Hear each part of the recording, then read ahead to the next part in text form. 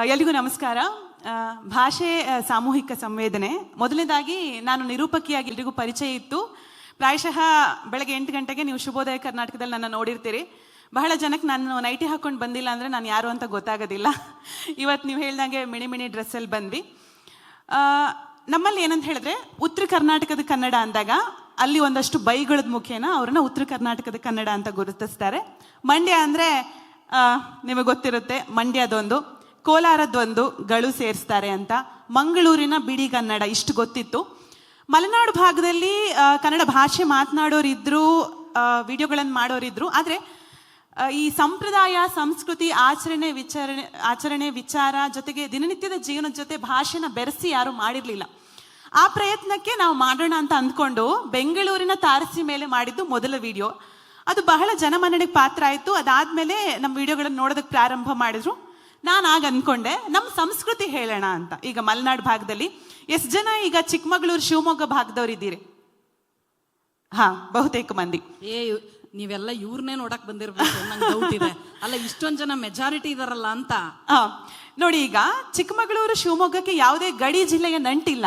ನಾವು ಮೂಲತಃ ಹುಟ್ಟು ಕನ್ನಡಿಗರು, ಬೆಳೀತಾ ಕನ್ನಡಿಗರು, ಕನ್ನಡವನ್ನೇ ಉಸಿರಾಡೋದು. ಹೌದಲ್ಲ?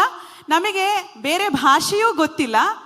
ಹೆಚ್ಚಾಗಿ ನಾವು ಕನ್ನಡವನ್ನೇ ಬಳಸ್ತೀವಿ. ಆದರೆ ಬೆಂಗಳೂರಿನಂತಹ ಮಹಾನಗರಕ್ಕೆ ಬಂದಾಗ ನನಗೆ ನೇಮಿಚಂದ್ರ ಅವರು ಒಂದು ಕಡೆ ಹೇಳ್ತಾರೆ ನೋಡಿ, ವಿಮಾನ ಪ್ರಯಾಣ ನೆಲ ಬಿಟ್ಟ ಮೇಲೆ ಅದು ರುಚಿಸೋದಿಲ್ಲ ಅಂತೆ. ರೈಲು ಪ್ರಯಾಣ, ಬಸ್ ಪ್ರಯಾಣ, ಆಟೋ ಪ್ರಯಾಣ ಬಹಳ ಚಂದ ಅಂತೆ. ಚೆನ್ನಾಗಿದ್ದೀರಾ, ಯಾವ್ರು ನೀವು, ಏನು ತಿಂದ್ರಿ ಅಂತ ಕೇಳ್ತೀವಿ. ಅದೇ ರೀತಿ ಬೆಂಗಳೂರಿಗೆ ಬಂದ ಮೇಲೆ ಅನ್ಸಿದ್ದು, ಊರಲ್ಲಿ ಹೋಗಿ ಕಥೆ ಹೇಳಬೇಕು ಅಂತ ಹೇಳಿ ವಾರದಲ್ಲಿ 7 ದಿನ, 1 ದಿನನಾದ್ರೂ ಹೋಗಿ ನಾವು ವಿಡಿಯೋ ಮಾಡ್ಕೊಂಡು ಬರ್ತೀವಿ.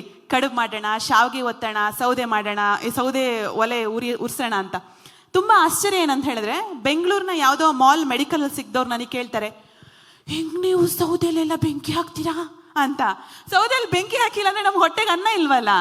ಇವತ್ತಿಗೆ ನಾವು ಗ್ಯಾಸ್ ನೋಡಿದೀವಿ, ನಮ್ಮ ಅಮ್ಮ ಅಪ್ಪ ಎಲ್ಲ ಸೌದೆ ಇವಾಗ ಕಡಿಬಾರ್ದು, ಸೌದೆ ಕಡ್ದು ಅಡುಗೆ ಮಾಡಿ ಇಕ್ಕಿದ್ದಾರೆ, ನಾವು ಉಂಡಿದ್ದೀವಿ, ಇಲ್ಲಿ ತನಕ ಬಂದಿದ್ದೀವಿ. ಹಾಗೆ ಇನ್ನೊಂದು ವಿಚಾರ ಇದಕ್ಕೆ ಸೇರಿಸ್ಬೇಕು. ಭಾಷೆ, ಇವತ್ತು ಸರ್ ಹೇಳಿದ್ರು ನೀವು ಇಂಗ್ಲೀಷನ್ನ ಬಳಸ್ತಿದ್ದಾರೆ, ಸಾರಿ ಅಮ್ಮ ಅದು ಕನ್ನಡವೇ ಅಂತ ಹೇಳಿದ್ರಿ. ಖಂಡಿತ ಹೌದು. ಇವತ್ತು ಶಮೀರ ಇಷ್ಟು ಸೊಗಸಾಗಿ ಮಾತಾಡಿದಾರಲ್ವಾ, ಶಮೀರಾಗ ಮತ್ತೊಮ್ಮೆ ಜೋರ ಚಪ್ಪಾಳೆ ಬರಲಿ. ಹೊಸ ತಲೆಮಾರಿನಲ್ಲಿ ಅಚ್ಚುಕಟ್ಟಾಗಿ ಕನ್ನಡ ಮಾತಾಡಿ ವಿಡಿಯೋಗಳು ವೈರಲ್ ಆಗಕ್ಕೆ ಪ್ರಾರಂಭ ಆದಾಗ ಶಮೀರ ಅವ್ರದ್ದು ಕೂಡ ಒಂದು ಕನ್ನಡ ವಿಡಿಯೋ ವೈರಲ್ ಆಯಿತು. ಹೌದು. ನಾನು ಯಾಕೆ ಹೇಳಿದೆ ಅಂತ ಹೇಳಿದ್ರೆ, ಇವತ್ತಿಗೆ ನಮ್ಮೂರಲ್ಲಿ ತಂದೆ ತಾಯಿ ಇರೋರು, ನನ್ನ ಮಗ ಇಂಗ್ಲೀಷಲ್ಲಿ ಔಟ್ ಆಫ್ ಕಂಡ್ರಿ, ಕನ್ನಡ ಬರೆಯೋಕ್ಕೆ ಬರಲ್ಲ ಅಂತ.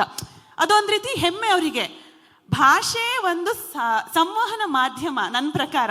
ಆದರೆ ಇಂಗ್ಲಿಷ್ ಮಾತಾಡೋದನ್ನ ಸ್ಟೇಟಸ್ ಅಂತ ಹೇಳಿ ಪರಿಗಣನೆ ಮಾಡಿದ್ದಾರೆ. ಇತ್ತೀಚಿನ ಕಾಂಟೆಂಟ್ ಕ್ರಿಯೇಷನ್ ಅಂತ ನಾವು ವಿಡಿಯೋಗಳನ್ನು ಮಾಡೋದ್ರಲ್ಲಿ ಒಬ್ಬ ಹುಡುಗಿ ಹಾಕ್ಕೊಂಡಿದ್ಲು, language is a choice not a contract ಅಂತ ಹಾಕ್ಕೊಂಡಿದ್ಲು. ಆಕೆ ಅಚ್ಚ ಕನ್ನಡತಿ. ಕನ್ನಡದಲ್ಲಿ ವಿಡಿಯೋ ಮಾಡೋದಕ್ಕೆ ಸ್ವಲ್ಪ ವಿರೋಧಾಭಾಸ ಇದೆ. ಕಾಮೆಂಟ್ ಮಾಡಿದವರೆಲ್ಲ ಹೇಳಿದ್ರು, ಯಾಕೆ ನೀವು ಹಾಗೇನಿಲ್ಲ, ನಿಮ್ಮ ಮೇಲೆ ಹೇರಿಕೆ ಇಲ್ಲ ಅಂತ. ಆಕೆ ಅದನ್ನು ಬಳಸಿದ್ಲು.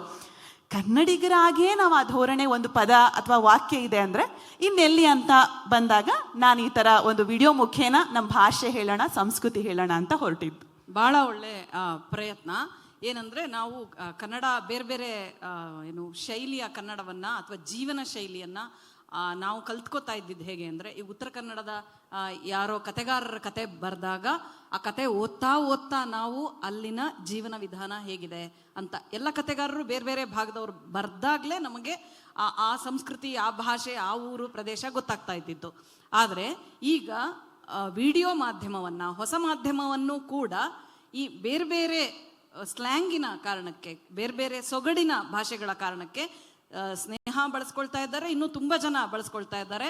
ಇದು ಕನ್ನಡದ ಸೊಗಡುಗಳನ್ನು, ಒಂದು ಆಧುನಿಕ ಸವಾಲನ್ನು ಎದುರಿಸುತ್ತಾ ಕೂಡ ನಾವು, ನೀವೇನು ಕೊಡ್ತೀರಾ ಕೊಡಿ ಆ ಕಡೆಯಿಂದ, ಅದನ್ನು ನಾವು ನಮಗೆ ಹೇಗೆ ಬೇಕೋ ಹಾಗೆ ಬಳಸ್ಕೊಳ್ತೀವಿ ಅನ್ನುವಂತಹ ಒಂದು ಚಾಕಚಕ್ಯತೆ. ಇದು ತುಂಬ ಒಳ್ಳೆಯ ಒಂದು ಪ್ರಯತ್ನ ಅಂತ. ನಿಮಗೆ ಚಪ್ಪಾಳೆ. ಆ ಕಡೆ ನೋಡಿಬಿಡಿ, ಯಾರು ಅವರು ಚೇಂಜ್ ಮಾಡಿಬಿಡ್ತಾರೆ. ನನಗೆ ಗೊತ್ತೇ ಇರಲಿಲ್ಲ ಅಂದರೆ ನಮ್ಮ ಮೈಸೂರು ಚಾಮರಾಜನಗರದ ಸಂಸ್ಕೃತಿಗೂ ಬಹಳ ದೂರ ಅಂತರದಲ್ಲೂ ಕೂಡ ನಿಮ್ಮ ವಿಡಿಯೋ ನೋಡ್ತಾ ನಾನು ಆ ಸಂಸ್ಕೃತಿನ, ಭಾಷೆನ ಕಲಿತಾ ಇದ್ದೀನಿ.